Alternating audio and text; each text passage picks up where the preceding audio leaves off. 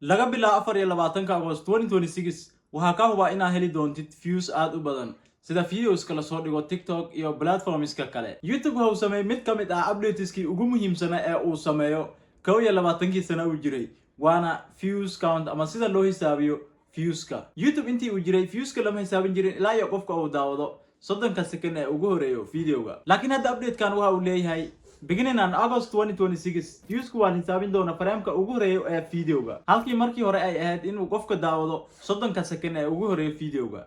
Update-kan waxa ka huba inuu laba jibaari karo viewskaaga sidii markii hore uu ahaa. The most importantly, this is not only the short form videos. Tani way kusaysaa dhammaan videos haddii ay tahay short, haddii ay tahay long, sidoo kale haddii ay tahay streaming videos. Looma baahna in videoga la soo kala gareeyo si aad u hesho views. For example, haddii videogan sida uu dul istaago viewskiisa waa la xisaabin doonaa. Looma baahna inaad videoga gudaha u galo ama aan kala gareeyo si viewskiisa la igu xisaabiyo. Laakiin maadaama la dhahay qof kasta videoga soo dul istaago viewskiisa waa la xisaabin doonaa, ma saameyn doonta YouTube analyze-ka iyo performance matrix-ka ma saameyn doonto. YouTube waxa uu leeyahay saameynta uu ku yeelan karo analyze-ka iyo performance matrix-ka. YouTube-na waxa uu sameeyay qayb lagu magacaabo engaged views kuwaas oo creators-ka ku ogaan karaan inta qof ee videoskooda doortay inay sii daawadaan. Taas oo ka dhigan inaad kala ogaan karto dadka videoskaaga sii daawaday iyo kuwa aan sii daawan. Laakiin mid aan ugu jecelahay adigana sidoo kale sugaysid waxa waaye impact on monetization ama saameynta uu ku yeelan karo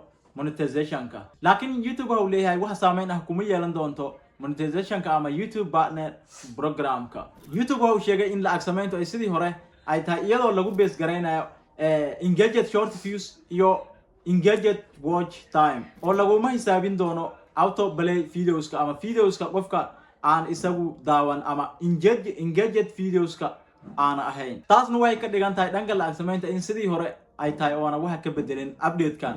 So update-kan waxa uu ka dhigi doonaa inaad hesho views badan iyadoo saameyn kugu yeelan doonin dhanka monetization-ka. Sidoo kale aad ogaan karto dadka videoga sii daawaday iyo kuwa aan videoga sii daawan. Video-gan halkaan ku soo gabagabeyn doonaa. Haddii aad waxa ka faa'iiday videoga soo subscribe garay si aadan u miss gareyn videoga soo socda. Sidoo kale videogan waxa uu ka hadlay update-ka weyn ee YouTube monetization-ka lagu sameeyay waa daawan kartaa. Peace.